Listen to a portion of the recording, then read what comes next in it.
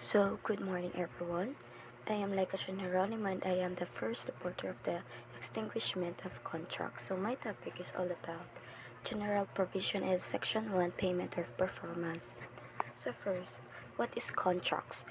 A contract is a meeting of minds between two persons whereby one binds himself with respect to the other to give something or to render some service. So, can there be a contract even without a written instrument? So the answer is yes. It is a meeting of minds as long as the parties have meeting of minds. So there is already a contract but the law has no required minds. But not all agreement considered as contracts. However, all contracts are agreement. Kung may obligasyon na arise from such agreement, ito ay contract. Pero if the agreement have no arise of the obligation, ito ay hindi contract. Like for example, as a employee, di ba kailangan pumirma ng kontrata tungkol sa sahod or hanggang kailan ang trabaho mo. So, ang kapalit nito ay papayaran ka ng kumpanya. So, meron din tayong tinatawag na innominate contract. Ito ay has no under name by the law. So, for example, are the contract of sale, pledge, channel mortgage, and real estate mortgage. So, this contract shall be governed by first is kung ano yung kung ano yung napagsunduan nyo, yun ang susundin. Tapos yung pangalawa, kung ano yung pinakamalapit na under the civil of law or code, yun ang mismong kontrata. So, there are fundamental characteristics. First is the autonomy contracts. So, autonomy contracts, the contracting parties may establish such stipulations, clauses, terms, and conditions as they may deem convenient, provided they are not contrary to law, morals, good customs, public order, or public policy. So, ito ay pwede ka maglagay na kung anong mang kondisyon basta ito ay contribute by law. Pero dapat yung kontrata ay irespeto ng batas because the law forms part of contract are all provisions of law that are understood to be incorporated. Dapat alam kung ano yung mga pinagbabawal sa kasunduan sa kontrata. Example, April was a student in CCSA taking the BSBAFM and enjoyed a scholarship with a stipulation that in case she decided to transfer to another school, she will refund all the expenses under the scholarship. After the 3 1/3 semester, she transferred to another school. When she requested the documents and transcript of records to the admin, she was asked to reimburse her scholarship fund as provided in her scholarship. So, dito is nagkontrata na si April about the scholarship. So, dapat, nandito sa kontrata na bawal lumipat sa ibang school. Pero according sa law, si April ang mananalo sa situation na ito. Dahil ito ay may refund ng expenses pag lumipat sa ibang school. At ito ay void of being to morals and public policy. So, according kasi sa law of scholarship, or scholarship should not be propaganda matter. There are rewards of merit. Next is the mutuality of contracts. The contract must bind both contracting parties. Its validity or compliance cannot be left to the will of one of them. So it is based on the essential equality of parties. So one party cannot revoke or renounce a contract without consent of the other party. For example, April promises a payment of 50,000 pesos to Melaine in exchange for mowing the lawn. Nung na-promise na si April kay Melaine, she makes it clear, di ba, na 50,000 pesos ang ibabayad niya for the act of mowing the lawn. Hindi lamang isang pangako na gupitin ang damo. So, this is a contract binds both parties but they are not making promise in exchange for the another promise. So, si April lang ang nakahawak sa kasunduan kasi siya lang yung nangangako kay Melaine. Next is relativity of contracts.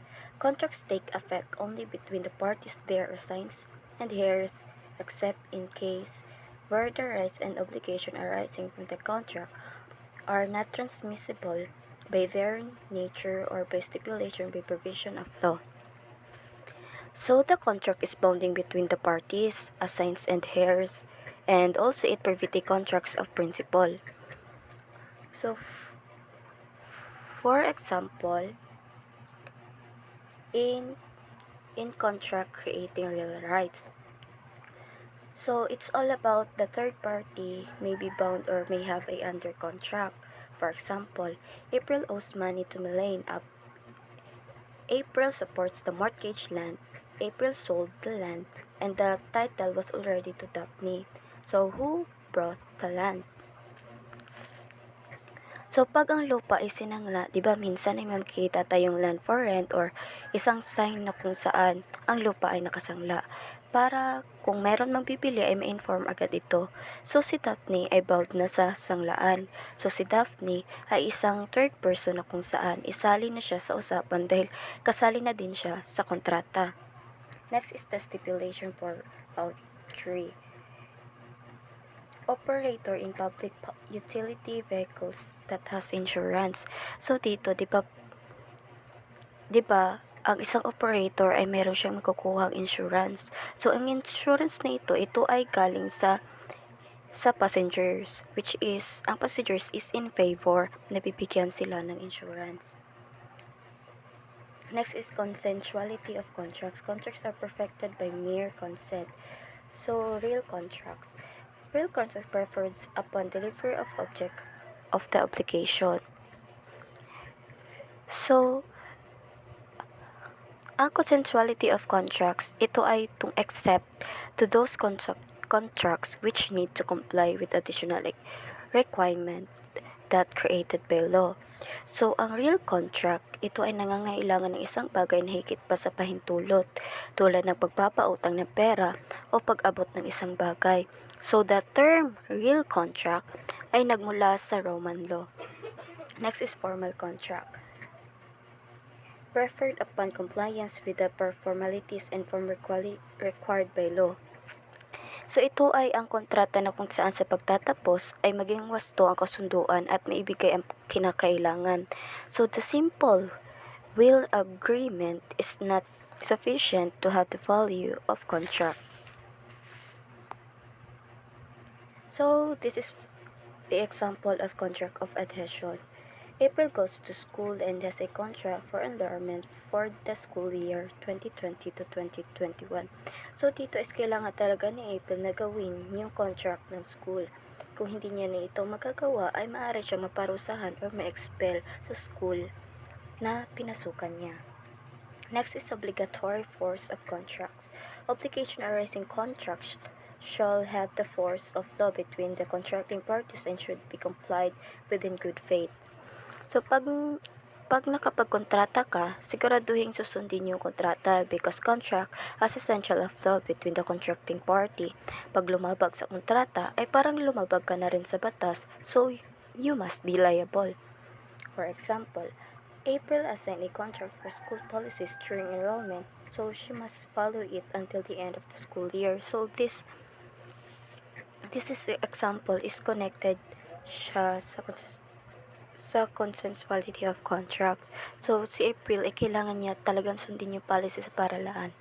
Dahil kung hindi niya ito masunod, so maaari siya maparusahan tulad ng expect or warning tulad ng sinabi ko kanina. So, this is my main topic. Section 1, Payment or Performance. So, according to the Article 1231, obligations are extinguished. And also, it tells about the extinguishment of the obligation at ito ay kapamaraan upang matapos ang isang obligasyon. Una, by payment or performance. So, ito yung pagbabayad o pagganap sa according to agreement. 2, by the loss of the thing due. Ito ay applies to both real obligation or to give. Ang personal obligation naman, ito ay ang to do. 3, by the condonation of remission of the debt. Ito ay pagbibigyan ng kapatawaran o pagbabaliwala sa mga utang. Next, by the confusion or merger of the rights of the creditor and the debtor. Ito ay nagsasama sa isang tao ang yung personality ni creditor and the debtor.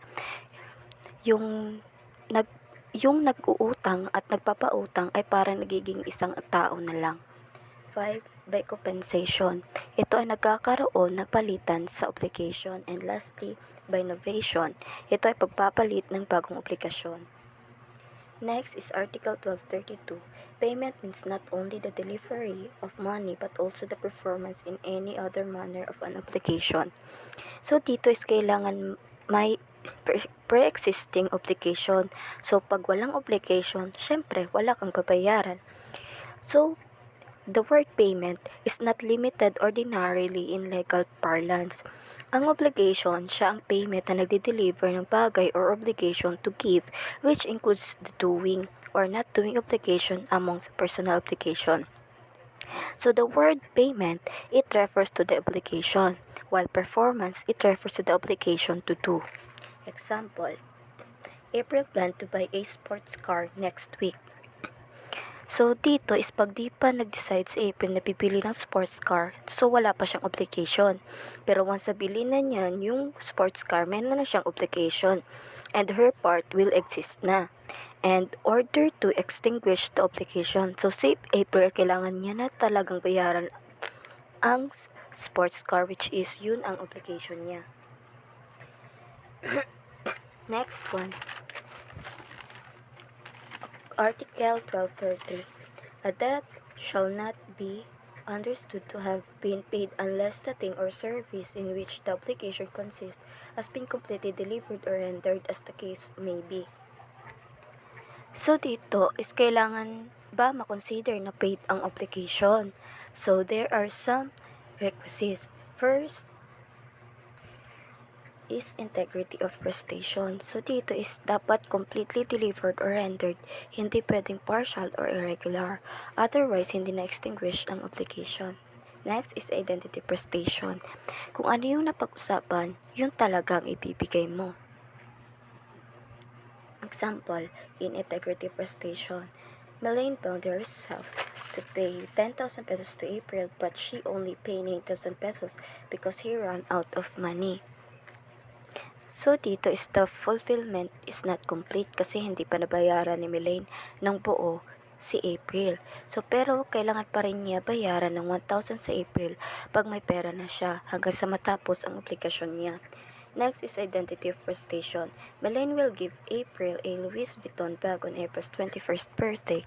So dito is dapat specific Louis Vuitton talaga na bag ang ibibigay ni Melaine sa 21st birthday ni April. Kung ano kasi yung napag-usapan, diba yung dapat ang ibibigay mo. Hindi naman pwedeng Jansport. Kasi dapat talaga specific because one cannot fulfill obligation by giving a Jansport bag. Next is Article 1234. If the obligation has been substantially performed in good faith, the obligor may recover as though there had been a strict and complete fulfillment, less damages suffered by the obligee. So this is also as the substantial performance in good faith rule. So dapat ang payment must be completely kung ang bayad is extinguished obligation. The recovery is allowed of substantial performance in good faith. For example, April obliged herself to sell 1,000 bags of cement to Melaine for a certain price, but she could only deliver 950 of cement because there was a shortage of stock of cement. But April wants to deliver the full 1,000 bags of cement, but she has no choice. So dito is 950 cement of bags lang ang kaya niyang ma-deliver dahil nagkaroon ng cement shortage. Ngunit gusto i-deliver ni April lahat pero hindi niya magawa, so she acted in good faith in a man. Tells us that April can recover as though there had been completely delivered pero ilas lang yung amount yung sa 50 bags na hindi pa na-deliver. So Melaine can require to deliver the 1,000 bags of cement bago siya magbayad kasi may substantial compliance in good faith. So she can pay April but in a less price. Article 1235. When the obligee accepts the performance knowing its incompleteness or irregularity and without expressing any protest or objection, the obligation is deemed fully complied with. So dito is kailangan buo ang bayad, pero pwede naman din tanggapin ni creditor without expressing protest. Then the obligation is demand fully complied with.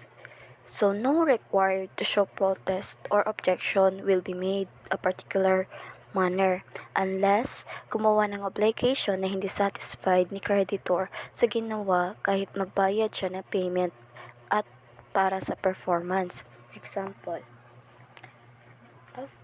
A availed of a frail service to renovate her house for the purpose of making it soundproof, but Milene renovated the house but the soundproof was not effective.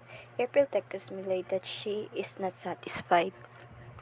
So dito, the obligation is not fully extinguished because Milene obligation to do it again so that the creditor, which is April, kailangan siya masatisfied sa ginagawa ni Milene.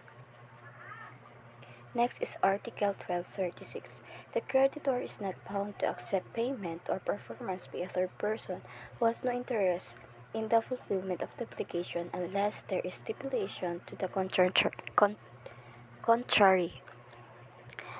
So dito, kung kaninong payment ba si creditor bound to accept payment at kanino siya hindi bound to accept payment. So the creditor is bound to accept the payment or performance from the following. First is the debtor, kasi siya yung may utang sa obligation. Pangalawa, any person who has interest in the obligation, like for example, is the guarantor. Third is the third person who has no interest in the obligation when there is a stipulation that he can make a payment. So, dito is if wala siyang interest magbayad, the creditor is bound to accept payment na kahit wala siyang interest obligation. Kung meron naman siyang stipulation, he can make payment kung ano ang nasa agreement. Whoever pays for another may demand from the debtor what he has paid, except that if he paid without the knowledge of or against the will of the debtor, he can recover only insofar as the payment has been beneficial to the debtor. So, ang effect dito, if ang payment ni third person was the debtor or in the debtor's knowledge and consent ni payer na magbayad is entitled from demand to the debtor on what he has paid.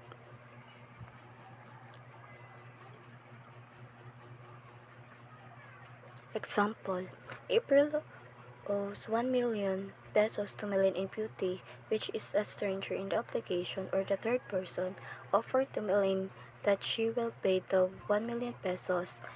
Milene accepts the offer of beauty. So question, can beauty recover from April? So the answer is yes. The third person or beauty can recover from April upon whether the payment is with or without the knowledge or consent of April. So, if without knowledge, Beauty can pay 1 million to April, so Beauty can ask reimbursement for the 1 million. Article 1237. Whoever pays on behalf of the debtor without the knowledge or against the will of the latter cannot compel the creditor to subrogate him, his rights, such as those arising from a mortgage guarantee or penalty. So, dito is connected ito sa 1236. Malalaman kung ang by the third person that has no interest. If it has no interest by the fulfillment of the obligation, pag ang payment ay ginawa ng third person that no interest by the fulfillment of the obligation, dalawa lang dapat ang aalamin natin dyan.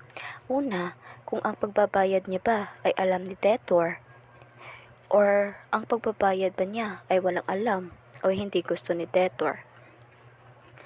So, ito ay may effect of payment by the third person. Without the knowledge or against the will of the debtor, beneficial reimbursement, the payer may recover only insofar as the payment has been beneficial to the debtor. Dito, ang right lang ni third person is beneficiary investment lang siya. Kung saan lang nag-benefit si debtor, yun lang ang reimbursed niya. 2. With the knowledge or consent of the debtor first, is the right reimbursement. Kung magkano yung binayad niya mismo, yun ang makukuha niya kay debtor. Number 2, right subrogation. dito is makukuha ang karapatan ni creditor against the debtor. Example, April pays Melaine transportation fare without Melaine's knowledge or against Melaine's will. Later, April discovered that Melaine is entitled to half fare. So, ang third person dito, si April. While Melaine is the debtor, ang creditor naman is the driver. Kasi siya yung magtatanggap ng bayad or sa kanya yun nga. So, can April recover in this situation? So, the answer is yes. Pero kalahati lang makukuha ni Melaine. Tapos, kalahati din ang kay April at kalahati din sa driver na fare. Article 1238. Payment made by a third person who does not intend to be reimbursed by the debtor is deemed to be a donation which requires the debtor's consent, but the payment is in any case valid as to the creditor who has accepted it. So dito is bakit kailangan ng consent ni debtor? Hindi kailangan pilitin si debtor na babayad sa kanya, where the third person is not interested to reimburse dahil nandun sa law na may karapatan ka sa isang tao na pwede tumanggi sa taong ayaw mo. Example, Melaine, a minor, entered into a contract without the consent of her parents where she is supposed to pay April amount of 1 million pesos. April did not know that Melaine is minority. Melaine voluntarily paid 1 million pesos and April accepted it. Out of 1 million pesos, April spent 600,000 pesos for her needs. Later, Melaine's parents learned of the transaction and brought to recover the 1 million paid to April. So dito sa laman ng parent ni Melaine, which is the minor, ang transaction between Melaine and April. So dito is nagdemand na i-recover ang 1 million. Pero 400 lang ang matatanggap ng parents ni Melaine. Kasi 600,000 pesos was sent by April, which is in good faith. Article 1239. In application to give payment made by one who does not have the free disposal of the thing due incapacity to alienate, it shall not be valid without prejudice to the provision of Article 1427 under the title Natural Obligation. Ang pagbayad ay ginawa ng isang tao na walang anumang kakayahang magbigay dahil wala siyang karapatan magtapon ng bagay na dapat bayaran. So, ang pagbabayad ay hindi wasto kahit tinanggap kung ang nagbabayad ay walang kakayahang magbigay. Pero, kung ang tao ay walang kakayahang magbigay, ang nagpapautang ay hindi maaaring pilitin na tanggapin ang bayad. So, ang lunas ng pagkakarga ay hindi maaaring napakinabangan ng taong nagtatangkang magbayad nang walang kakayahang gawin ito. Example, if April, an incapacitated person, made payment to Melaine who was unaware of the former's incapacity in the amount of 1,000 pesos, 75% of which Melaine spent for his life and living, how much can April's parents recover from Melaine? So, dito is 250 pesos na lang ang remaining and 25% ang ibalik sa parent ni April kasi nagamit na nga ni Melaine ang 75% ng 1,000 pesos o nabili na niya na pangangailangan niya. So, under the innocent faith that April is capacitated. So, ayun na nga, 25% lang ang may pabalik ni Melaine sa parent ni April. Article 1240. Payment shall be made to the person in whose favor the obligation has been constituted or his successor in interest or any person authorized to receive it.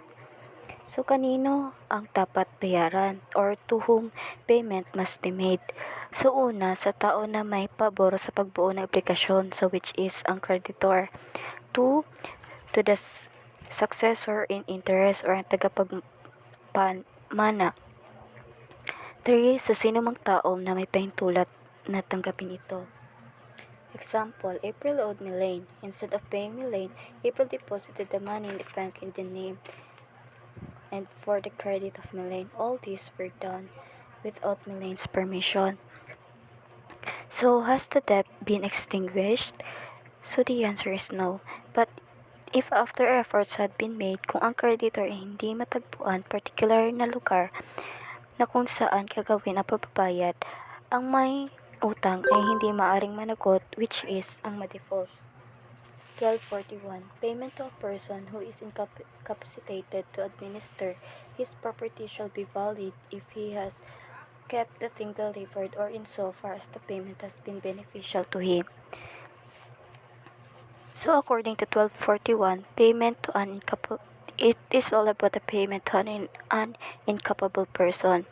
Mag-ingat kung magbayad sa incapacitated person or walang kakayahan or walang kakayahang magbayad dahil nasa iyo yung burden to prove na nag-benefit yung incapacitated person dun sa binayad mo. For example, is yung tinago yung bayad. So, ang application is extinguished pa rin kasi tinago lang. Yung pangalawa, sinunog yung pera. Yes, obligation is still extinguished kasi baka yung binayaran mo ay may sira sa ulo or baliw, ganun. So, this is the another example to the third person or authorized person. Elaine got into the jeep and her payment was handed over the passenger to pay the driver on her fare. So, pag sumakay diba ng jeep is dapat diba sa driver ka magbayad, pero minsan inaabot natin ito sa ating katabi na pasahero. So, ang effect nito is dun ka nagbayad sa katabi mo. So, which is dun mo inabot yung bayad para mapunta dun sa driver. So, the payment is rebounded by the benefit of the creditor. So, ang example nito, ito ay tungkol sa third person or unauthorized person or yung mga person or mga tao na hindi mo kilala. So, be careful kung kanino at saan ka makikipagkontrata. So, kasi the more na may alam ka, the more na mas magiging maayos ang kontrata or ang obligasyon nyo. So, wala kang problema. That's all. Thank you.